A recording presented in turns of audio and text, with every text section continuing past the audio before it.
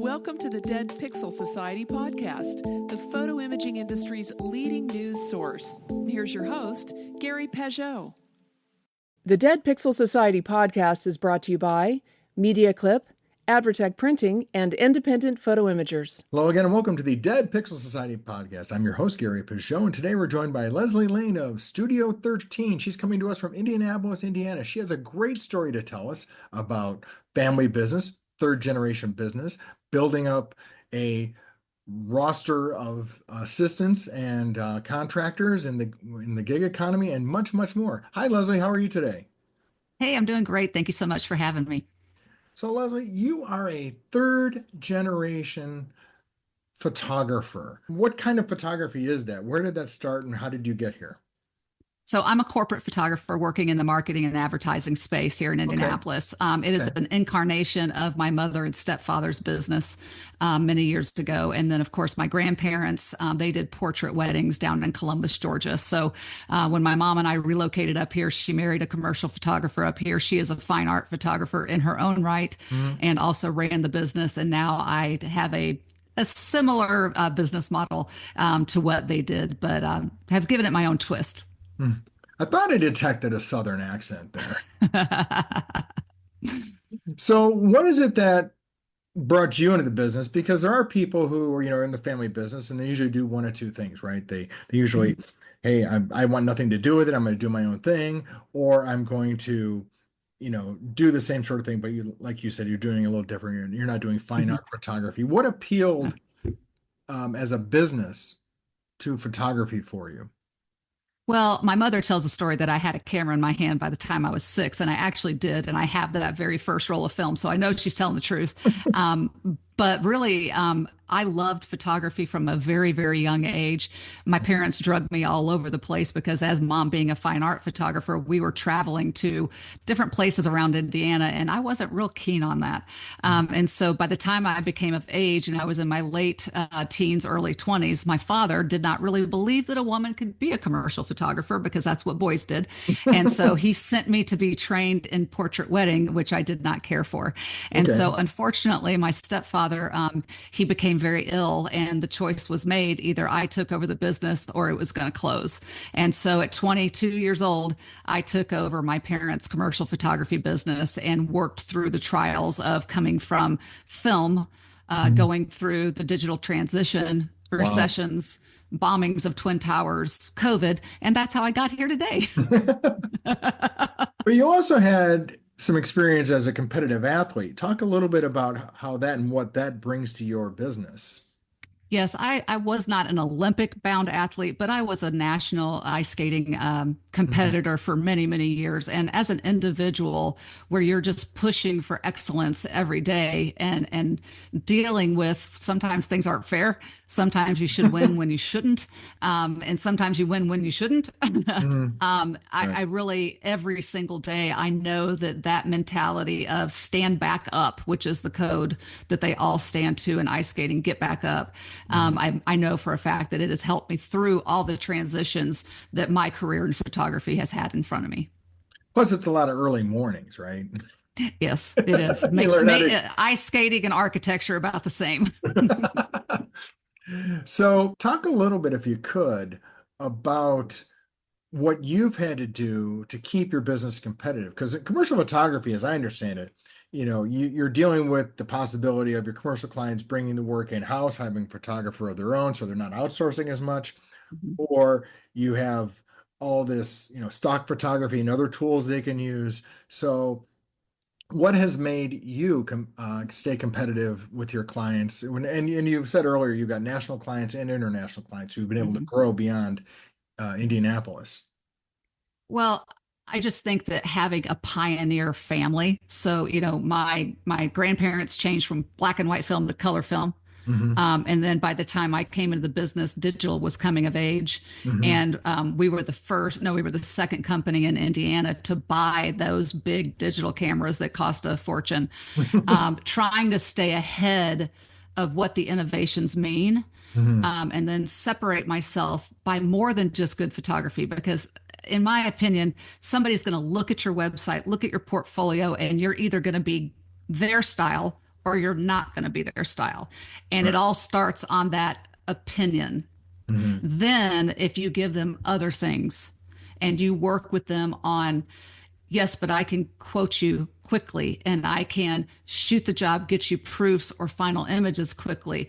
Oh, I'm not available. I have a team of people that can help you. Hmm. That's really how I'm differentiating myself, is by giving them all the pieces of the puzzle that it seems like some of that is really falling away. So you're right. Commercial photography is highly competitive, but companies are getting increasingly frustrated that they're not able to find business professionals who are also photographers. That's becoming very difficult. I'm running into it a lot.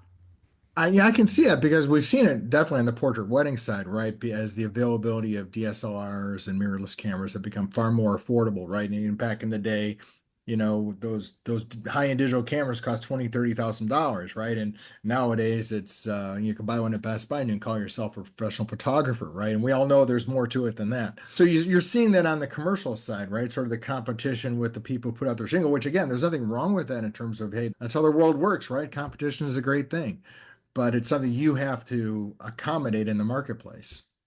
I do on a daily basis, and just try to go for the clients that, you know, there is a place for everybody. Mhm. Photography is one of the most wonderful professions.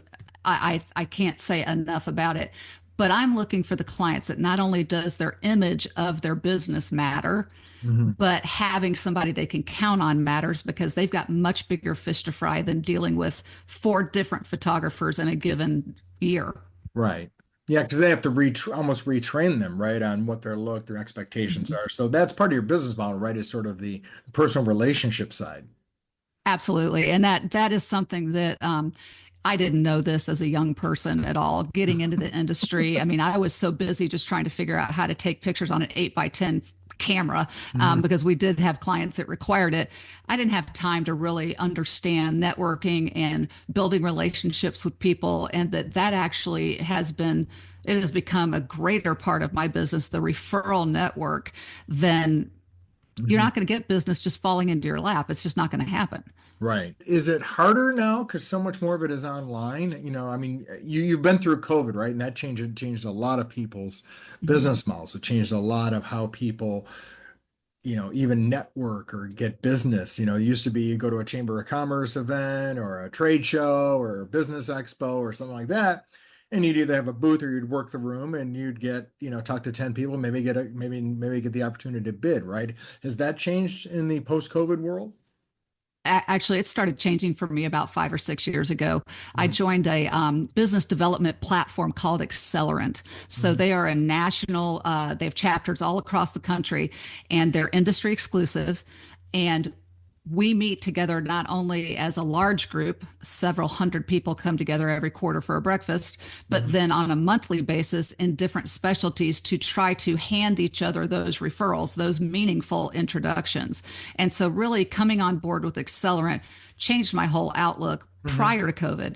But then when COVID hit, I had a group full of highly trained business leaders in the city that I could call and find out, hey, what is this COVID thing going to do to us? How Mhm. is this going to affect a business like mine? And Mhm. I could have meetings with people in HR that are saying, hey, they're firing or they're laying off. No, our people are keeping. And it gave me that intelligent insight into the economy, because we all know photography is 100% dependent on what the economy is doing. So I feel like that joining that business development platform really gave Mhm. me the direction I needed. Now, I've heard of like groups like that. There's Mhm. BNI, there's different groups like that. What's the commitment for that particular group? I'm not allowed to share the financial Okay. commitment. Right. But the difference between an accelerant, a BNI, and the other one I've heard of is Gold Star, Yeah. is those BNI groups, those Gold Star groups, they're normally B2C. Yeah. So they're normally passing business to consumers Sure. instead of trying to get in with the business, where Accelerant is mainly B2B. There may be a Okay. couple of B2C, but not much. All right. And they keep a database of every single company that's had some kind of connectivity. And so if I'm looking for a specific company, I can just email the administrator and say, hey, do we have anybody that can connect me with this company? And they'll tell me right away. So it's a much deeper dive. Okay. I've seen BNI around and I've been to a couple Hmm. meetings and things, and it, like you said, and it's a smaller scale, it's more local, right? So Right. nothing wrong with that, but it's just different. I was just curious what the difference between this group you're in and BNI and Gold Star and those are, because I know a lot of people have had success with BNI and those. You bet. Yeah. Yeah. So you've had to morph your business again in recent years because you got too busy. Yeah. You had too much business. So how did you cope with that? Well, I did not like losing anything. This is a business.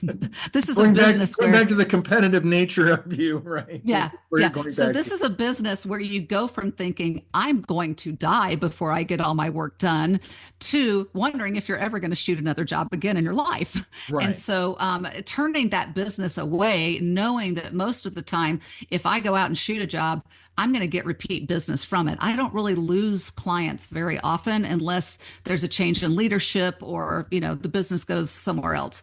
So I already was working with freelance assistants and I knew that they had some shooting skills in their own right. And Mhm. so I just went ahead and started cultivating those. And then I've been doing that for about 3 years now. And then I started needing a lot of drone work. And people are like, you need to learn to shoot drone. I'm like, why? I'm so good at what I do. Why do I need to learn to shoot drone?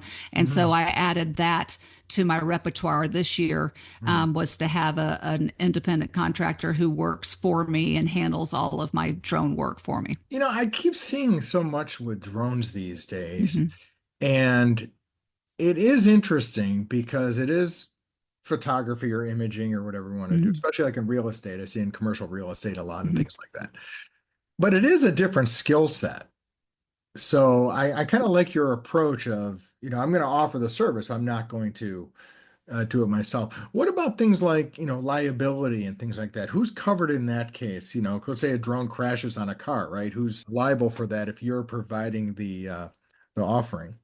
Yeah, it's so interesting to me because I've learned a lot about it since I brought him on my team.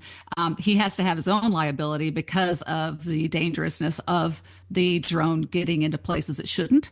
Right. I was also unaware that the FAA actually knows every single drone that starts up. And Hmm. if you didn't do a pre-flight check-in, they will shut your drone down. Really? So like I mean, you will that must not be commercial drones, not just like the ones you buy from Best I'm Buy. sure they're commercial drones, but Yes. yeah. So Interesting. the one that we are working with, it will be shut down by the FAA. I also Wow. was shooting at a large university in northern Indiana a couple of weeks ago, and it gave security a notice that we were on site, and they did not know we were going to be on site. And so here comes security, wanting to know what we're doing flying a drone over their campus. So it's been a very interesting learning curve, but because of the nature of the drone photography, we have to not only have my liability policy that it does cover some contractors, but because of the nature of what my drone guy does, he has to have his own. Okay. So what other types of imaging, I guess, is the word we're going to use because drone is probably got some video in there. You probably got some Yeah. stills in there. Your corp work seems to be more of a still photography, still imaging. But have you had to add video and other things? And this is that the type of work you're contracting out? Yes. So my drone person is actually a videographer as well. Okay. And so what we try to do, the drone work, see, especially in the commercial real estate community, a lot of people own drones now. So a lot of Right. engineers and architects and all those people that we work Yeah. for. And so they don't need as much as they did, say, maybe 5 years ago. But what they do love is a walkthrough. So what we've been doing since I landed my drone person on our team is we do the drone work and then mix it in with a walkthrough of the building, and Hmm. we give them maybe a 90-second or 120-second reel that they can then put on social media to show off their projects. We're Hmm. not doing production video. I have no desire to compete with the people that are so good at the production work. We just add it on as a service for the clients that we're already working with. Hmm. But I'm sure the word's getting around, right? I mean, I'm sure you're Yeah, getting some referrals from that. It's picking up, and again, thank goodness that my reputation's pretty good in the community. I haven't screwed up too much in my lifetime. Couple times, I'm not going to tell those stories because it does happen. I'm not human. I mean, I'm Right. not inhuman. Um, but Sure. people know that I'm going to take care of them if they come to me for a job and they use drone and they use my person. That I'm going to deliver. Mm-hmm. So let's talk about the other piece because you've got 8 other people right on the team, Yeah. right?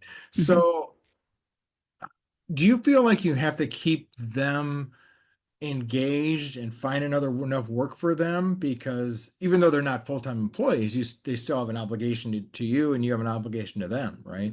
What's that like as a business owner? Well, it's much better than having somebody on a W-2, I can tell you that. So it's a little bit easier in that they all know that, when I go out and I network and I work with people, I'm selling the company.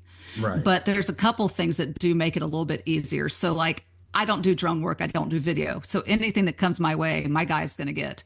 I also don't shoot event photography. I don't Okay. enjoy it. It's not my gift. So every event that comes to me goes out to my team. Then the other thing is that my goal is to grow this business to such an extent that my freelancers take up 40% of the general revenue of the company, Mhm. because I'm a lovely middle-aged woman. We won't say how old that is. And I'm looking to maybe not grow my part of the business as much, but I am looking to grow theirs. So they're grateful for that. Most photographers, I'm not speaking for everybody, so nobody get mad at me. Most photographers do not like the business aspect of it. They Right. don't like the sales and the networking and the invoicing and the accounting. I love that part. So I even got my master's in doing it. So I actually have the joy of loving both sides of the camera. Well, you just touched on a great point because I've seen that around the industry a lot. I mean, not just for shooters, photographers, but also on the retail side or the photo lab side where, they got into the business because they love photography and they loved, being a retailer or whatever. But then all this other stuff that comes up becomes a distraction and they almost neglect it or they don't want to deal with it or they delegate it and whatever and they're not involved and then things happen and they don't know what's going on. So I think that's a great point that you got to know both of that. It is Mhm. interesting when I see photographers get into photography and then they discover the whole 70% of their business is doing non-photography stuff, right? Yes. I had a friend of mine who's a photographer who said, nothing kills your love of photography faster than a photography business. No kidding. No, that's the truth. So, why do you think you have sort of that dual perspective on the business, right? You enjoy the shooting, obviously, you like to do it, you're good at it, but you also like the business side of it, which is not typical. Well, I'll tell you the story. It's funny to me. My dad, my stepdad, that owned this business, when I was 12, he gave me a checking account to handle all of my ice skating bills because he got tired of paying them. Okay. And so, at a very young age, I had to ask him every month for a certain amount of money. I had to show him a monthly budget of what my expenses were going to be. And then if I did not stay within that budget, he led me to believe that I was going to bounce checks and I was going to be in very big trouble. Mhm. And so from a very young age, I had to learn all those things that go into running a business. And so Mhm. when I came into the business, I actually did not graduate with a degree in photography or business. I went back to school for my master's to get that degree in business. Mhm. And so I enjoyed it. They used to do it all by hand. Imagine that they would have to sit down and they called it the breakdown. My dad did, and you would have to put photography and here's how much money, film and here's how much money, and you had to do it all by pencil. And everything had to match. And Mhm. so doing accounting on the computer is so much easier, and Mhm. I find it enjoyable. So And there's all kinds of, honestly, for photographers now, it's almost like the dream world because you've got all these platforms out there that are, basically run your business for you in some extent. yeah, and it's funny. There are so many tools, but if you're not clear-headed to know the way through, here's how I get the job, here's how I bid the job, here's how I shoot the job, here's how I deliver the job, here's how I bill the job. If Right. you don't have that A to D E F mentality Right. like I do or other photographers who run Yeah. successful businesses do, you just can't teach it because a lot of people just really hate that side of it. But it is far easier than it used to be. I mean, that's what I find fascinating is you have these, amazing tools for invoicing Hmm. and contact management and Yes. email and all these things, which, in the old days, that was all by hand. It's amazing. And a lot of them are very specific to running a photo studio, which is kind of They nice. are. Yeah, there's really not much of an excuse anymore because there are definite tools to help people that don't like it. Definitely. I agree. So you also like to help other people with their business. Tell me some of the ways that people have worked with you or approached you, and how do you diagnose how you can help them? Well, first and foremost, I'm never afraid to admit my failures. So Hmm. much of what has happened to me in my life is because I did it wrong, Hmm. and I had to figure out a different way.